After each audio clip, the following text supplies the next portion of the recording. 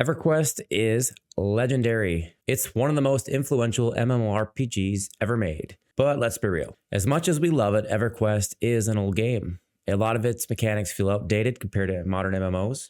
Even Daybreak's own time-locked progression servers, the TLPs, which were once the most exciting way to relive classic EverQuest, are starting to lose their appeal. Many of you that are subscribers or know this channel know that I tracked and have been tracking for a few years now the live player data on those servers. And I can tell you that the server we're about to talk about today, even Daybreak's own time-locked progression servers, the TLPs, which was once the most exciting way to relive EverQuest back in 2015-16, they're starting to lose appeal. Players are just burning through expansions too fast. The power creep is just way out of control. There's AFK power leveling, body, and there's just so many things that really ruin the game. And it doesn't feel like enough is ever getting done by Daybreak about it. So every TLP they make, even the Mischief random loot servers, or the Teak random loot servers now, it feels pretty much the same after a few cycles. So the question is, what if EverQuest was completely reimagined? Or what if you could redesign EverQuest for 2024, 2025? And what if that EverQuest had a multi-class system, progression unlocks, item scaling, and just a whole new take on classic mechanics? Well, that's exactly what I found. And after playing this for a month, I can honestly say this server makes EverQuest feel like a completely different game. So the big thing about this server is that instead of just playing one class at a time, you can pick 3 classes and play them together as one character. So it's a multi-class feature, which is, it's a game changer for me because I feel compelled, and I always have multi-boxed in EverQuest, especially way early on. I played in the original in 99. By the time Planes of Power rolled around, I started getting into boxing. It was dual boxing. I actually played with my wife at the time, and we each played a character, but when she didn't play, I'd play hers. And then by the time you get to 2004, when World of Warcraft is out, we lost so many players in the expansions. I think at that time was that's when Gates of Discord was kind of in that era. And that was a horrible release in the original. It's kind of fixed now, but it was just overtuned. And the only way to really start playing EverQuest was to box as early as that 2004, 2005 on my server. I've kind of always done it. And then when the TLPs came around, that's pretty much all I did. I at least had to have a 6-man group no matter what I played on. So that's one benefit to this multi-class system is I no longer have to multi-box.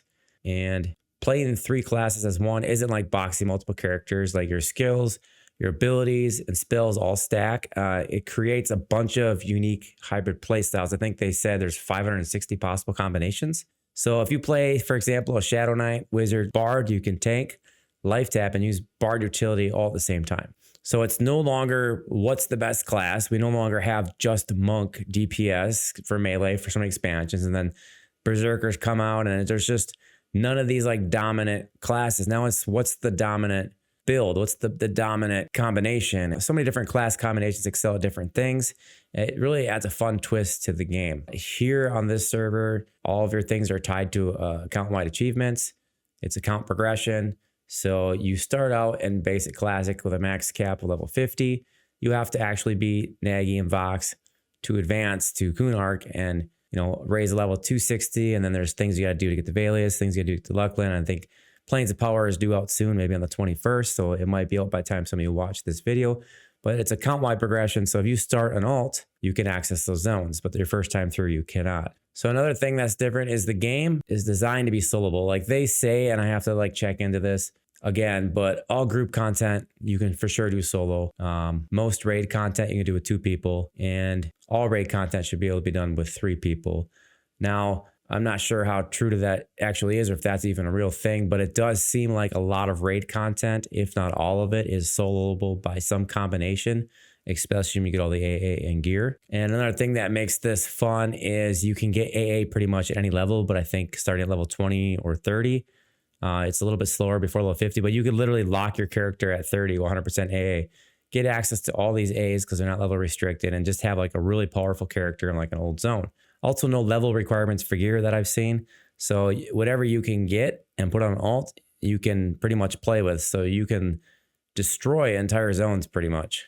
They have item scaling. So your basic EverQuest green item would have stats that you're used to, but then there's an enchanted version, which is double of the stats. And then there's a legendary version, which adds some extra things like spell damage and attack and stuff like that, and maybe some type of effect or clicky. So when you beat a boss or get loot, you have a chance to get either the enchanted or legendary, but if you don't get it, there's other ways to level up that gear. So you're not just leveling your character, you're not just leveling your levels, your AA, you're also leveling gear through experience, which is kind of a neat twist of the game. So if you can actually get a hold of like a regular green item and it's like the best item in game, you can level it up to legendary and have the best item in game. So you get your own private dungeons. There's a respawning version, a non-respawning version. Non-respawning is where all the raid bosses will be.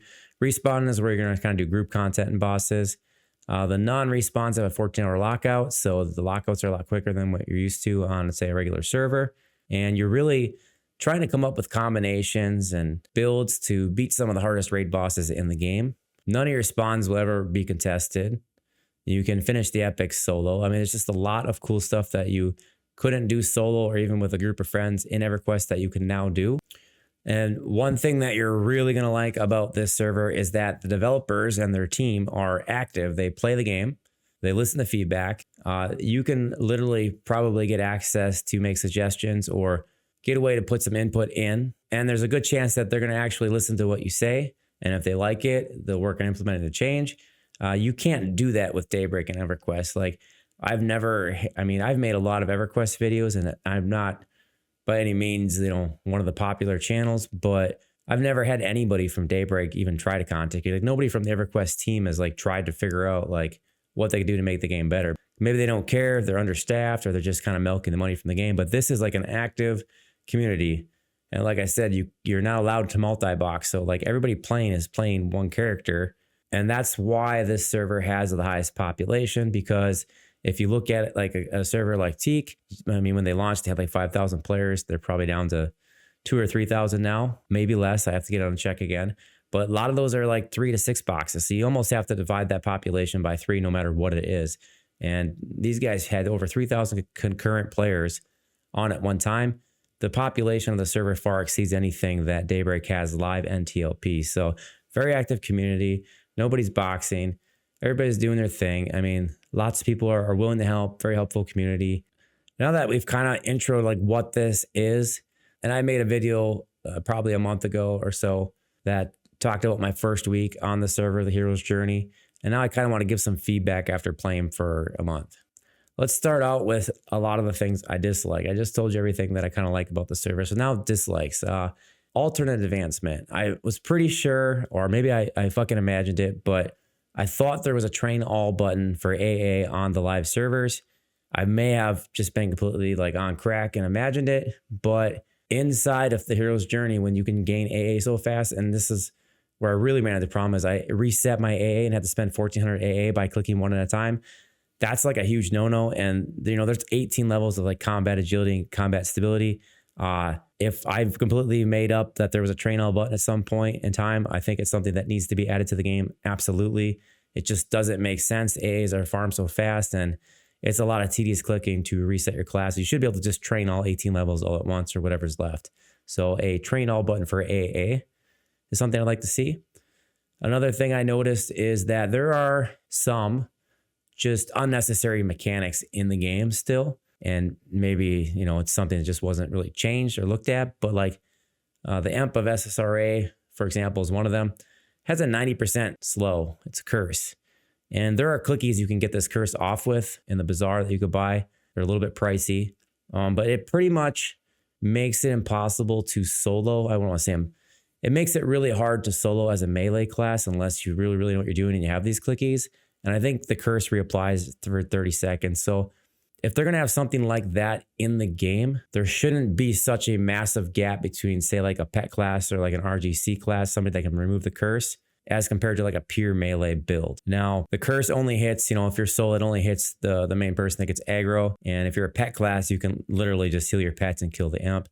It shouldn't be like that. There shouldn't be such a massive gap. I could see if this was changed to maybe a 25% slow, or the recast time on this was less, or they added some type of remove curse to all the classes like an AA. But I mean, a 90% slow, most of the time I do this off my Ranger, Mage, Beast Lord. I don't cure the curse because I don't care. I have 2 pets. But it literally makes me like bow like once every 10, 15 seconds. It feels like I just stand there and heal my pets and just watch them kill it. And it shouldn't be like that. it shouldn't be such a huge advantage for pet classes over melee classes. Now, obviously, certain combinations, certain classes are going to excel at different fights, but this one is just way, way out of proportion. And expecting people to pay, and this price could have changed. I think it was like 3,000 platinum for a 10-clicky curse removal. I mean, it's such a long fight to be soloing. I had a guy in general chat or OOC tell me that he just alternates life taps and ignores the curse. This guy's got like over 1 million HP. Like, that does not sound like fun at all. So something like that shouldn't exist in the game. Like I said, 25% slow to make it really hard for melee classes to do it without removing the curse. But 90% absolutely ridiculous. And the other thing with this is, and I have to go look at this, I don't know what they're going for with this game, if every raid boss should be soloable or not, because this 90% slow is something that makes it seem like you should have a duo if you're melee, but then you have a whole array of classes and combinations that can solo the bosses. I think almost every boss has been soloed by some type of class that's in the expansions. Now, maybe that changes in Planes of Power, but I have to go back and look because I don't know if the intent was everything should be two-manned or it feels like everything should be soloed. So I'm not sure which direction that's going. And I'm not sure the information I have is correct, but as it stands now, it looks like they are leaning toward or heading toward, if that's not already the case, all raid bosses being soloable. So the advice I gave earlier that I thought I read were all group content was soloable and then raid content should be two-mannable and at least three-mannable may not be true. And this is a primary example of something of a combination just getting completely shafted. And like I said, some combinations should have advantages in fights, but this is just a big, massive gap. Having that curse in the game, there's other things like that I'll point out maybe in future videos. All right, the next thing, there is no find path NPCs or zone lines. When you recreate an entire zone like the Bazaar and add a bunch of NPCs, it is completely not beginner friendly to not be able to control F and be able to find things that you're looking for. I got it down now, but if there was a way to get the little glowing whatever thing that you can follow around in the game, or at least find NPCs and point you in the right direction, that would be a huge bonus to make it more beginner friendly. It's just a random annoyance. Speaking of the Bazaar, you have an AA that's called Bazaar and Back that ports you to the Bazaar.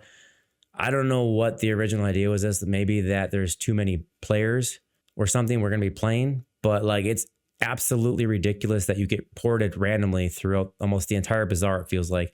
Like when I click Bazaar and Back, it's because I'm going to the bank, the parcel vendor, or I want to get to the main building. And whenever I click that button and I get ported back by the arena, I literally want to fucking just alt F4 and quit for the day. It's so annoying. And then I still, even after a month, have to try to orientate myself to figure out which way I'm facing or pull up the map to get back. So I think that the Bazaar and Back function should be really restricted to the building if possible, or at least the front between the banks. Like the target area should be like way, way smaller. And I'm not sure what the target area is now, but there's just no reason to port back by the arena. And you make everything else easy in this game. There's no reason for that ability to do that unless, like I said, you thought maybe too many people were going to be porting to the same area, but that does not seem to be the case so far. I barely see too many people. In fact, the most populated place I see when I port in is the arena, probably because somebody ported in there and got pissed and just walked away, so they're just stacking up there. But that's one thing I would like to see changed. Another thing I noticed, that if someone crashes or disconnects when they're in the group, when they return or log back in, they're automatically like out of the group. You know, I think in the live server, it shows them like dead or like offline, like kind of the same icon you get if they're not in the same zone as you. But in this one, it's just completely disconnected. And sometimes I forget to invite people back, or if you're playing with somebody, then you got to ask them to invite you back if you crash. And with the kind of frequent crashes that go on, it's probably a bad function to have that disconnect remove you from the group. Another annoyance, this is in the Sleeper's Tomb. The blue gems from the warders that are around Kara, the dragons in the four corners there, I think it's the blue gems. They do not sell to the vendor at all. The white ones do. Green ones do. You can go to the vendor and sell. So literally I have to destroy these gems. And sometimes they drop like 3 or something like that. And seems kind of petty, but I have to destroy those gems, which is a whole nother process. I really like the sell macro I have set up. And when you get to those gems, you can't sell them. So you got to like stop what you're doing after and take some time to actually destroy them. Kind of a little bit annoying. Okay, so next is, we talked about how you can have a green item, an enchanted item, and then a legendary item, and they all have different stats. when I was first farming Vexthal and even, some other bosses at the amp, I was selling green gear because it looked like shit compared to the stuff that I had on. And I would look at it and be like, there's no way that this levels up good. Come to find out, a lot of those green items are actually best in slot. So my request is that in parentheses on any piece of gear, you put the final stats in there so that I know that this is what this upgrades into without having to go in the Bazaar and look it up, or without having to know from, reading a spreadsheet and memorizing stuff like what the best in slot items are and what I should be looking for. After a month in some farming, I have an idea now, but that was, as a new player, I was selling the shit out of everything. And I think if it was possible to put in parentheses, like what the final upgrade item looks like, I think that'd be really helpful. Another annoyance in the Bazaar is that if you have any item on your possession, not in the bank, in a trader's satchel, you must price that item before it allows you to go into trader mode. That is really annoying. It really is. I had to put trader satchels outside of the bank and move items into that. But sometimes, you parcel yourself 40, 50 items. And, you kind of just want to like go and sell a few of them. Like I just kind of use my mule as like storage. So I try to go in trader mode. I only maybe want to sell a couple of the augments I got off Kara. But now I either got to like move out 40 some items to, my bank or price them. And that was extremely annoying. I mean, again, it is petty. You can just move them out or move an entire bag out and pull stuff back in. But I don't understand why that exists at all in the first place. Like that one doesn't make sense to me. And since we are back on the Bazaar again, this is a special request. There has to be some way to add an auction house type add-on or add-ons that like World of Warcraft had for the auction house for pricing.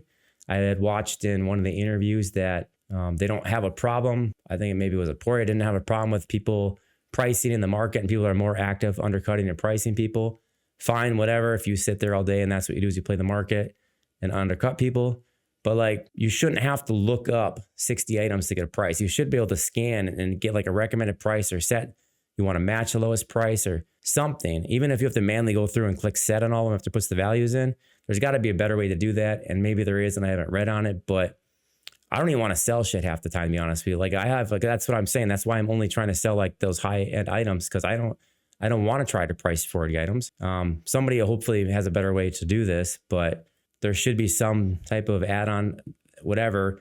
So, even if I can match all the lowest prices and walk away, someone else that's still actively there can still keep undercutting me. But it's really hard, and I could be doing it wrong or might not be doing it the right way. But it always has been kind of difficult in EverQuest to price items quickly. So a lot of times I won't sell shit. Like I'll just vendor it because I don't have time for that really. It's just annoying. It's an annoying part of the game for me. So if I need cash, I'll try to like quick sell some stuff or sell only the high value items. So if there was a way to make selling easier in the Bazaar, as far as setting prices and getting prices, they'll have to look up every item. Please leave a comment, let me know. Otherwise, it's something that I hope that maybe at some point could be fixed. That's always been a huge, huge, huge downfall to EverQuest and the Bazaar. Want to give a shout out to one of my subscribers that helped me out a little bit in the game, sent me some items and gave me a lot of information. His name is Crawlin. Like he's got like a name like Apocalyptico or something like that. I don't have to look, but truly thank you. You did save me a lot of time. He noticed that I was actually running in Vexthal with my Ranger Beast Lord Mage combo. And obviously the only way to do that is to clear mobs on the way. And then he brought to mind that, you can sneak Feign Death or Fading Memories through that instance and get the bosses faster. So it doesn't take long to rebuild an alt and get the A.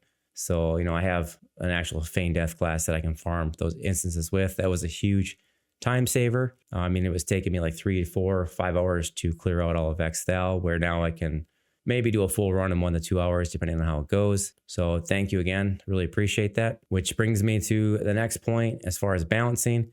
If you can have a Sneak, Fading Memories, or Feign Death class get through Vexthal in 1 to 2 hours, they should obviously, again, have that advantage for having those classes, but you should not have that big of a gap. Like if it takes them 1 to 2 hours Feign Deathing through because that's a special of their class, maybe it should take me 2.5, 3 hours clearing. I think that they should significantly reduce either the number of mobs and trash in Vexthal or significantly reduce the amount of HP those mobs have so that those classes still have an advantage, but not such a massive advantage. There's a huge gap. If I got to clear something, it makes people lean toward having to play those classes just to farm that instance. And I don't think that's something the developers want to push people to. play only specific things so that they can effectively do things in the game. I obviously, like I said, especially with the imp fight, that certain classes should have advantages. That's what made EverQuest unique. But when we start talking 1 to 2 hours compared to 3 to 4 hours, that's too big of a gap again. My recommendation is literally to get rid of a lot of the trash. It's probably what they should do, because if you reduce the HP, then people will be swarm kiting or swarm farming and Vex style. Although I'm not even sure that even matters, to be honest, because AA is so fast and levels are so fast anyway. So what advantage are you really getting? You're just fighting some reds at level 60 and getting some good experience. Like, whatever, reduce the HP if it's easier. With how new this server is and how complex it is to me, I did what I normally do because I'm lazy. I went and exported almost all of the chat logs in the Discord server for THJ to my own project in ChatGPT. And then I refined it with instructions so that it can only access the information inside of ChatGPT. This allows me to quickly look up anything that exists in the chat log. Say the minion mastery thread is like 27,000 lines of chats. I just have ChatGPT look through that for me. That's how I kind of do things. So I basically have a project. The project files, this is all the stuff. The CSV is like all the merged chats, general chats, information, getting started, blah, blah, blah. All the instructions talking about how THJ is different and to only use information in here. Have to explain explicitly that these are 3 classes controlled by a single character. I gave it access to the database. You know, I call it the official. Here he's joining our website database, but it's actually not. It's unofficial. If the guy that runs this website is actually watching this, I did try to add you on Discord. I was using the item search to look up gear, and I noticed that it almost has like all the gear that must exist in all of EverQuest. And it would be really nice if there was a filter by or up to expansion, something in there so that I could just view all the items, sort by spell damage, sort by whatever stat I want up to Luckland, so that I could find gear best in slot easier. And it didn't look like that had that feature yet. So if you are the creator of the website and you for some reason are watching this, that's my suggestion for your website. I think it's really cool that you did that, and I would find it a lot more usable if you could actually restrict how many expansions it's pulling the information from. All right, so again, to show you this chat thing that I made in ChatGPT, and I was going to put this on the web and make an actual AI bot, but I always still like to load it with this. This again is saying only use the chat logs. Remember all 3 classes, because ChatGPT is like a little kid, it doesn't listen. So I'm going to put that into the chat, and then I'll ask my first question. Just this is for shits and giggles. The first thing I'm going to ask it, you know, and so I'm a lot of redundant because I've been using AI for a while. And if you're not, it kind of has a mind of its own. But what are 5 brief tips for new players based on chat logs? And I put brief because when I was playing around with this before, it gives me like a fucking essay on everything I ask. And like I said, there's over 100,000 lines of chat. So if I were to bring this online, I would probably put it in some type of database that it would be indexed and be able to access faster. But for now, it actually is searching every time through all the project files to figure out the answer and how it wants to respond. All right, it has looked through the document and is now coming back with what I hope is brief. All right, here's 5 tips. Understand the class synergy. Since all 3 classes selected function a single character, it's important to pick classes that work together smoothly. Give some examples. AA prioritization is key. They recommend getting defensive AAs, combat agility and stability early on, especially if you plan to tackle harder content. So, you know, just tips. Gear progression matters. Legendary and enchant items significantly enhance power. Farming zones for experience of platinum. It gives you some examples. Lower Guck, the Hole, and Plane of Hate. Players per stay at level 55, 50 to 55 to farm AAs. I think the actual level is like 56. If I were to push it, it would probably give me that. And Dragon's Necropolis. The 5 Echo of Memory currency on the map. For the NPC to teleport directly to your current instance, that is absolutely necessary. Your first 5 Echo Memory should go to port you back to your expedition. So, and you can ask more details about any single thing in here, but these are just example, like just brief general things. It has access to all the logs. So if it exists in there, it will find it for you. Next thing I'm going to ask it is briefly list the top 5 biggest problems or grievances based on chat logs. And then I ask it to verify change log and timestamps and to not list something that was already fixed. Okay, they come back with the top 5 problems or grievances. Frequent crashes and zoning issues. Many players reported constant crashes when zoning. I had that happen a lot. I think I still get it from time to time. It's like a DX8 input error, and there's probably a way to fix it, but I just haven't cared enough to go fix it or even look it up. I think so I just kind of just crash out and log back in. And let's see. Bazaar lag and search issues.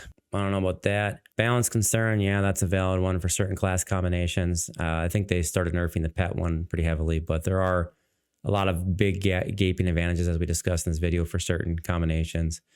Item leveling causing zone crashes. I've never had that one happen. And server stability under load. During peak time, servers experience significant instability. Maybe I've seen some of that, but again, guys, this is a private server, and these guys, they might be making money now or enough to sustain, but they did this with their own free time and probably didn't realize it would catch on as big as it did. So you give them time, I think this one will probably remedy itself. All right, another question. Briefly, give me the top builds for farming AA in the Luckland expansion. Consider changelogs and newer logs as priority. These ones get kind of iffy when you ask it stuff like this. But like I said, if you were to keep questioning or correcting any bad information it gives you, it will actually come pretty close to what you should do. So we got a Shadow Knight Bard Wizard first suggestion. Berserker Monk Cleric, Warrior Beastlord Cleric, Necromancer Beastlord Mage. That's the pet one I was talking about. Paladin Wizard Rogue. I think the only one I've played is probably this one of those. I tried a Shadow Knight Wizard Beastlord. Best farming zones. There's Dragon's Acropolis, Umbral Plains, which I've been hearing people have been pulling all that, and a couple other things. So not probably too far off. There's probably a better build that someone has than that. But again, this is from the chat logs. So if it's not in the chat logs repetitively, then it may not think it's a good build. So you might be like the subject matter expert suggesting the build, and then like 10 other people say they do this, and it might decide that that's more important. So briefly give me the top builds for farming raid bosses in Luckland. Shadow Knight Rogue Wizard again, and some details I didn't really want. Paladin Ranger Berserker, interesting. Necromancer Mage Beastlord is probably one for sure. Warrior Shaman Bard. You guys might be a better judge of this. Like I said, I have a kind of a ghetto setup with Ranger Beastlord Mage. So, and I have this too, but Beastlord Shadow Knight Bard, this SSRA, Vexthal, and Acrylic Caverns. You also would have, because I restricted to Luckland, so it's not going to name Kara and stuff like that. So, all right, now I seen Aporia or somebody in the actual, it was a Variety Void had a video, and I watched probably an hour and something of it, and they said they're not going to release the data on which class combinations are the most played, because then it might push people toward that or push people to think that something's going to suck, and it might just like skew what people want to play. But based on the chat logs, and there's over 100,000 in here, I'm going to ask this. What are the most used or useful classes that are picked? Used most recent conversations, rank them 1 through 16 classes, most talked about, blah, blah, blah, blah. And we kind of see like how close this might get. All right, so I gave us 16. Shadow Knight, Beastlord, Bard, Shaman, Cleric, Enchanter, Monk, Rogue, Paladin, Berserker, Wizard, Magician, Necromancer, Ranger, Druid, Warrior. So we know that's not true. So, but let's say you just told us that the Necro, Mage, and Beastlord were a very popular boss farming combination. Have you considered re-ranking these based off how used they get in each combination? Got to give it some shit. Like, I've fought with ChatGPT so many times. Like, eventually it gets kind of close, but sometimes it's just so far off. And you're never wrong when you tell it shit. I've tried to be wrong. Even when it should be mean, it's not mean to you. It just says, well, that's a good point, but have you considered this? And it's like, kind of the dumbest shit ever, but okay. So the re-ranked order: Shadow Knight, Beastlord, Bard, Necromancer, Magician, Shaman, Cleric, Rogue, Monk, Paladin, Berserker, Enchanter, Wizard, Ranger, Warrior, and Druid. So again, Wizard and Enchanter and Warrior were some of those popular builds. See, I could see Druid being down here. I could see the Ranger being down. Paladin seems kind of high. But now it's like stuff like, and Rogue has poison procs. Are you absolutely sure this is the chat consensus, or are you just making this shit up? And you could go back and forth all day, but this will be the final time I'll do this just to see how it changes it. Oh, okay. I'm right again. After reviewing all the recent logs, she's more accurate. All right, so here's the updated rankings after it told me I'm right again. We have Shadow Knight. I think Shadow Knight's probably the only accurate one. Wizard, maybe. Bard, Beastlord, Necromancer, Enchanter, Cleric, Rogue, Magician. I feel like Magician should be higher. Monk, Shaman, Paladin, Warrior. I don't know how Paladin gets that high up. Berserker, I feel like is used more. So let's try one more. Search outside for the hero's journey specific Reddits. Do not use regular EverQuest Reddits. It has to be a hero's journey Reddit on EverQuest, and then come up with new rankings. So now it's going to go outside my project files and search the web and look for Reddits. So it thinks it has it again. So Shadow Knight, Beast Lord, Necromancer, Mage, Bard, Enchanter, Cleric, Wizard, Monk, Rogue, Shaman, Paladin, Berserker, Ranger, Warrior, Druid. I don't know. I feel like a lot of those are out of place, but there are some limitations in here. It did obviously, I think Shadow Knight's probably right, and Beast Lords, I mean, these things are used a lot. Necromancer, Mage, like this is the pet combination. So I feel like it did all right at the start, but who knows? Okay, so let's say what else can we use this for? How do I get my pets to easily attack other targets on my extended list? Pet X target 1, pet attack. Pet X target 2. You can add multiple lines to cycle through. Okay, what are the sell and loot macros? I feel like this one has another line here. Like I think there's an actual search again for the actual sell macro. It's more lines than that, and that's not right. So I think that's an accurate depiction here. Sell and loot macros for Hero's Journey, and some advice on how to do it. All right, and now where do I get Augs from? Just simple questions. Spell damage Augs, Krypton Adox, HC, HP Augs, Halloween Stones, Tack Augs, Vishan's Peak, High-End Raid Augs, Killing Sleeper, Saru. Specific augment farming tips. Elgox, Sully, and VP have some random zone-wide Augs. Bazaar augment sells limited, so not sure how true that is, but some of it is. I know some of it is. What level should I get A's at? It's enabled from level 1, but very slow due to experience penalties. Level 30 is the first major breakpoint. A at 30, 39 in Lower Gulk, Dulux Harbor. 50 is another popular point. 56 for best efficiency. So that's the Dragon Necropolis of 56. And then some more things. And then a grinding approach when to do it. So not bad. What's the max spell damage I can get? 750 on players. Dot scaling 2 to 1. Direct damage spells 1 to 1. Pets receive, blah, blah, blah. So yeah, there's your spell damage. What's the H-Dex cap? Is there an H-Dex cap? Oh, it's going to give me a choice now. Hard cap, diminishing returns are 250 to 300. 50 Dex is 1%. 92 Dex is 100% assassinate. Strike through accuracy, but past 400 H-Dex becomes very minor. So we got a final conclusion. I don't know which I always pick. I don't know. So 0 to 150, moderate gains 150 to 250, and then it gets slower from 250 on. Who knows how true that is? It thinks it's true. Okay, so that's just general questions you could ask. You get kind of an idea. Like I said, you can ask it more specific questions about anything it says, and it will eventually get to the right answer you're looking for. Let's see how thoughtful this is. So take your time and think about this. If you were a developer of this game and you had to make some changes to not only help appease your player base, but also make quality of life and other improvements that you see to happen on your own, what would the top 5 fixes you would make as a developer and creator of this game be? Let's see what it says here. So here it's saying it would improve server stability and performance. I think they're working on that. Adjust H-Dex, H-Agility, and H-Strength scaling to reduce diminishing returns. Why would you do that? To smooth diminishing returns past that, so there's not a hard drop off. Okay. We work AA XP scaling for level 50-60 to reduce the AA grind.